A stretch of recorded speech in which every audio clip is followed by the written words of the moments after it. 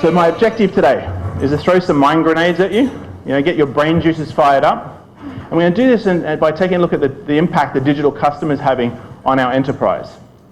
There's been a fundamental shift occurring in how we as customers and employees are engaging brands. So again, we're going to explore that impact in more depth.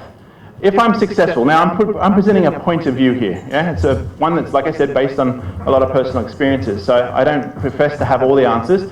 But for me, success would represent you guys walking away with one or two ideas from this session that you can take back into your own businesses and can start considering.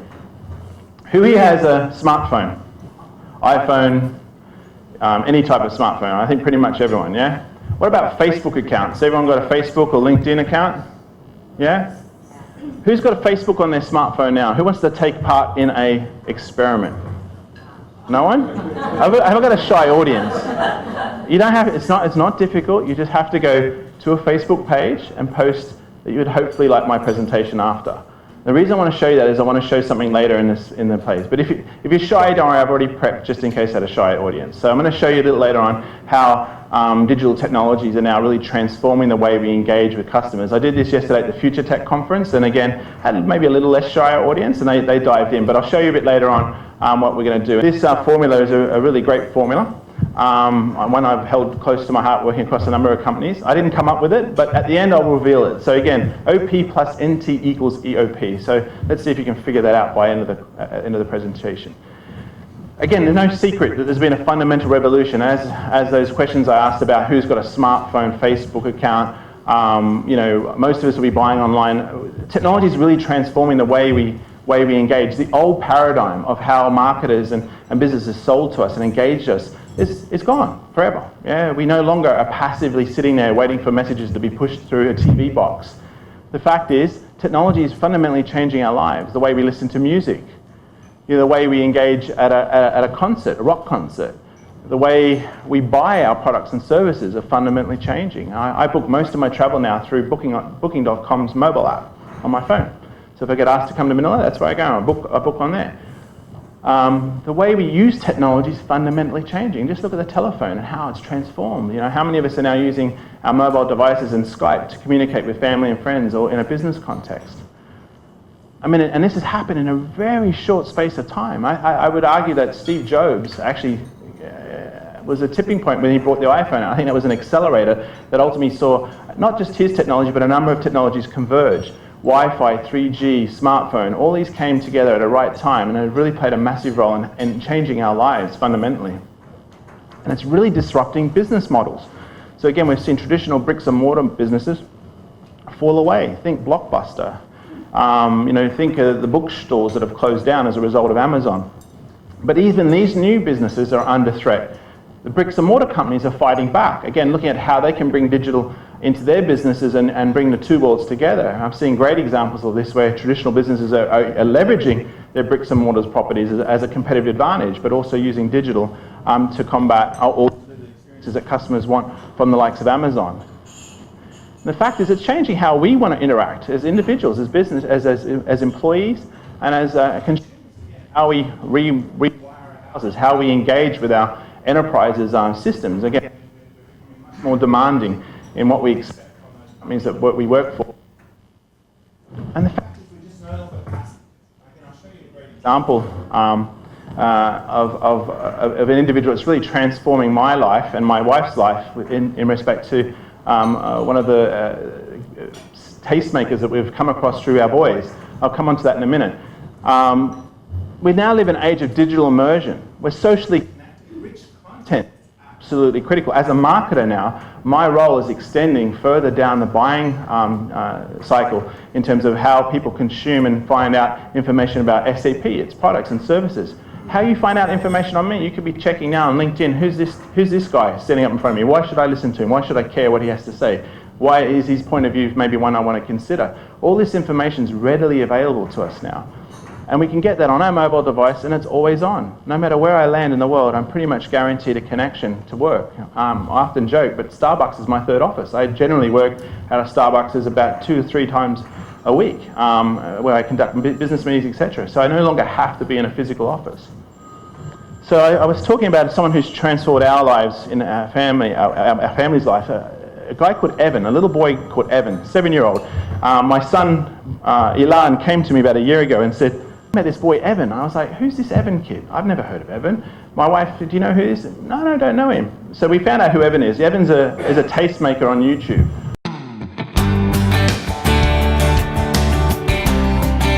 Hey, this is Evan from EvanTube HD, and welcome to my channel. Take a look around and you'll find a bunch of fun, family-friendly videos for kids of all ages. I do toy reviews with cool special effects,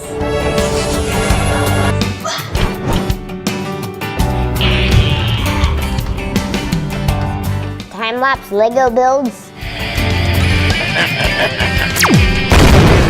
animal videos, science experiments, and I even ate some pretty crazy stuff. You see a lot of Angry Birds, Lego, Minecraft, Skylanders, and other cool things that our viewers have requested. My sister makes videos too. Wow! Wow! Wow! And occasionally my parents will make an appearance.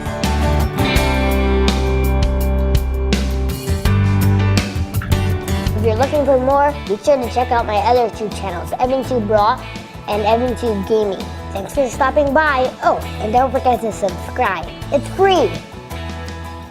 Evan represents a tastemaker that's focused on a particular market segment. You know, kids aged between 4, 5, 6, 7 years old. My boys every day watch his videos, and when I go away, guess what happens? They ask me to buy one of the toys he's been showcasing. Yeah, but you can find tastemakers in every industry, whether they're talking about, you know, windmills to automotive to CRM, you name it. These individuals exist out there. They're talking about our brands. They're talking about our the experiences they're having. So it's really important to understand who these tastemakers are, what influence they're having on our businesses. I'm a big fan of the work of Brian Solis. I don't know if you've heard of him before, but he's a great author, someone I really recommend following. He's a digital analyst, but he really understands both the technology world and the business world and brings those together, two worlds together really well. And he had a quote here which I thought was really important, because we talk a lot about millennials, yeah? A lot of focus on that, and they're an important demographic, but he argues here that we're now in a generation C, where we now face operating in a world where this is the dawn of the generation C, where C represents a connected society based on interests and behavior. Gen Z is not an age group, it's a way of life. Think about it, all of our friends and family are now pretty much connected. My mother, 70 years old, is on Facebook, posting on my Facebook page, often not what I wanted to do, but she does. I mean, she's connected, she's buying online, she does her banking. So again, it's not just the millennials, it's actually having a broad impact across all demographics in terms of how technologies are being influenced. Again, if you look at Asia, and I apologize, the contrast is not so great on here, but the data points we're seeing now coming out of Asia, again, show that, you know, the embracing of social is happening at a massive scale. Internet use, 62 million users are online in Southeast Asia. Represents 40% of all APAC users. 6 out of 10 social media users in Asia are connected to brands via social media. Here in the Philippines, over 101% penetration in terms of mobile devices. So again, we can see this at a global level, regional level, and a country level, that it's really fundamentally changing the way we engage. Again, a lot of data, and this is coming from multiple sources. You know, the way social is now becoming a core part of the fabric of how we talk about brands. 59% of consumers are talking about our brands online. And this is really, again, this is where customer experience is becoming such a hot topic and our key focus for senior executives globally. 59% of customers are willing to try a new brand to get a better customer experience. So American Express did some really great research on this last year, showing that this has become a real key issue or topic. Also, IBM's produced some really great studies around this, and also Forrester I'll touch on later. But it's having a massive impact on selling. So again, as someone who's sold for a long time, the whole paradigm that used to exist between seller and buyer is fundamentally changed. And this is whether it's B2C or B2B context. Normally, as a sales guy, customers came to me because I was the source of all knowledge initially. When I first started out, I was the main gatekeeper between my company and them. But that's changed. 57% of the buying process is now completed before the first interaction with sales. I mean, you don't need to call Nicholas to find out about SAP CRM. You can Google it. When you're looking at a new banking product or life product, you can go online and find out you go to a competitive comparison site, you can find all this information long before you actually pick up the phone and speak to someone. And that's fundamentally changing, actually, again, looking at the dynamic internally within SAP, how sales and marketing works. Again, the roles are fundamentally changing. Marketing's role is extending down, like I said earlier, down the buying cycle, where sales roles is again changing. So again, this is changing the DNA of organizations and how they orientate themselves. 71% of customers don't think companies are doing what they need to do to keep their business. And again, I'm seeing this across all markets and all the research we commission or other vendors that, like IBM are commissioning. So we are seeing a real consistency in this across all markets in terms of there's a real growing frustration with customers when it comes to businesses not really adapting to their needs. And I think this, again, I'm going to go to Brian Solis. I think the key reason we're seeing this trend is because we've entered an age of digital Darwinism where technology and society are evolving faster than the ability for companies to adapt. I think that's spot on. I think most organizations are just fundamentally not geared up to operate in the 21st century environment they're in now. And again, I'll expand on why I think that's the case in a minute. The reality is businesses are struggling to engage their customers now. And again, so this is where a lot of companies now are looking for help. And when we talk to customers, when I'm talking to customers, I'm saying we have to go to plan B. Plan A no longer works. You have to come up with a new plan, a new way of thinking in terms of how we engage our customers. Now at this point you might say, oh, Nick's going to sell me a bit of software or start talking about software. No, because it's not all about technology. Again, I'm going to share personal experiences here. I'm going to talk to you about what I've learned over my career and what I've seen work and not work for companies, both on the client side and on the vendor side. Yeah? And it's not all about the technology. I will not understate the importance of technology, but it's not the starting point. Sadly, I'm not also going to present you a silver bullet today. Anyone who does is lying. There isn't a single bullet out there that you can buy off the shelf, and whether it's from an advisory piece or a technology piece. Each of your companies is different, fundamentally different. The organizational DNA of your companies are different. You have to look for paths that are unique to yourself. Obviously, there's best practices and learnings you can take, and again, I'm going to share some of those with you later on from some brands I think are doing some amazing things in this space. The fact is we now are working or dealing with, as I've sort of laid out in my presentation so far, dealing with 21st century customers, and that requires a 21st century management response. I'm a massive fan of the work of Gary Hamel, again, another really great thinker in the management space in this case.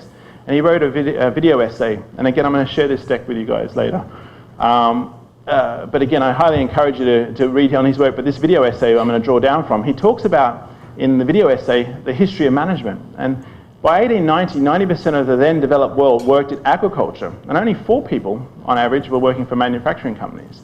By 1915, Ford made 500,000 cars, and US Steel was the first company to punch through $1 billion in turnover.